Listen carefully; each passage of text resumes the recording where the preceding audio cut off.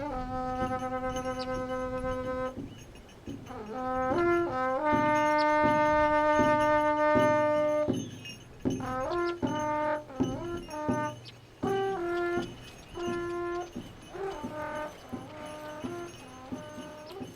be part of this community of 300 people, 80 families, about. It's absolutely amazing. I was adopted when I was 6 months old. I've been adopted again. I'm part of the family now, part of the community. And to be included in different events, to be spoken to as an equal and embraced and respected, and to be able to respect others as well. It's just the most incredible thing I've ever experienced. And I hope to stay here for a long, long time. I remember growing up in middle school and hitting that age and just saying, I do not look like my parents, you know. I do not look anything like the majority of the kids in my school. And I go home and say, you know, why am I different? They said, look, we don't really have a lot of answers for you, but we do have this packet of documents. You're adopted, you're from Chile. What does that mean? It means you had another mother, she gave you up, now you're with us, we support you.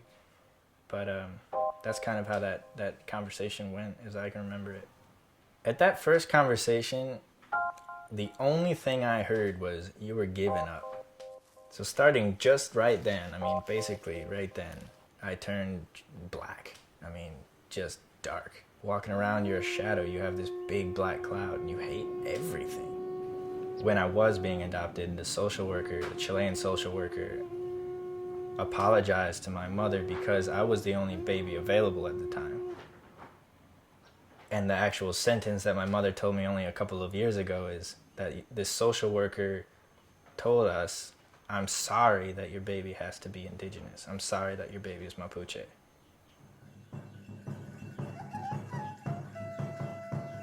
And then I went to Chile and I taught for 3.5 months. I just taught English with part of a English Opens Doors program. Coming to Chile a couple times since 2005, you start to realize I'm starting to look like the people who have last names that are similar to mine. What does that mean?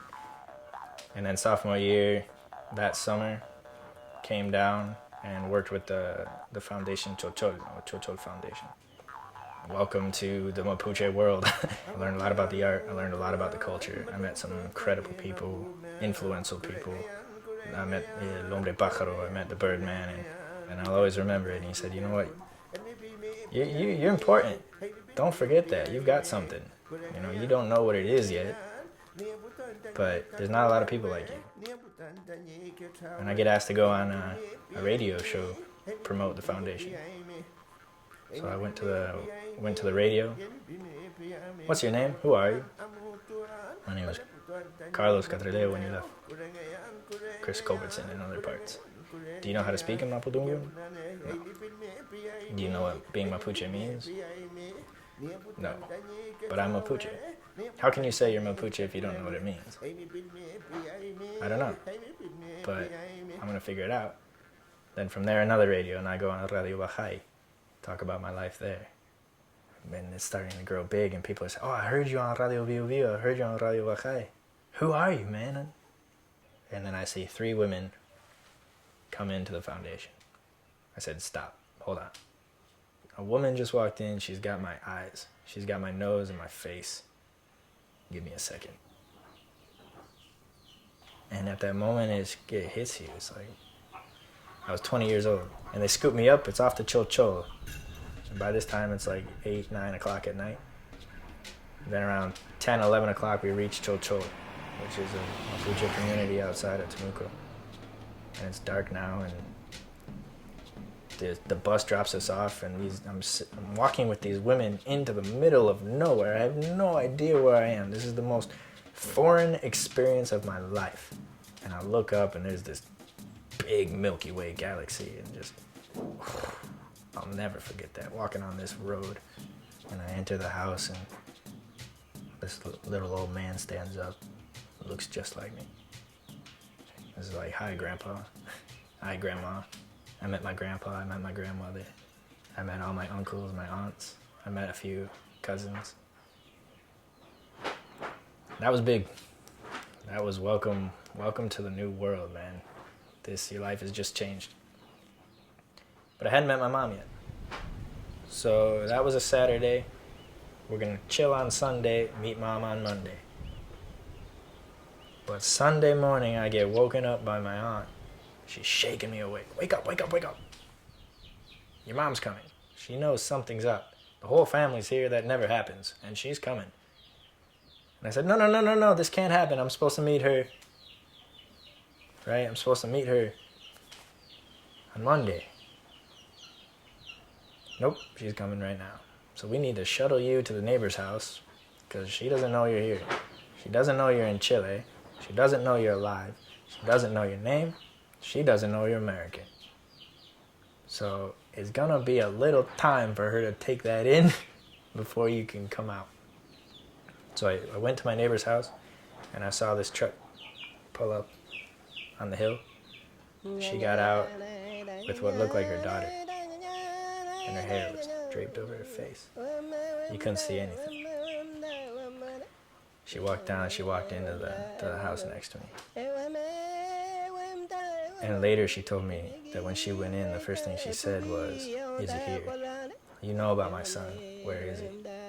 And so my aunt comes to the next door and opens up the door and says, "You ready to meet your mom?" And I'm already crying, I'm like, "Nope."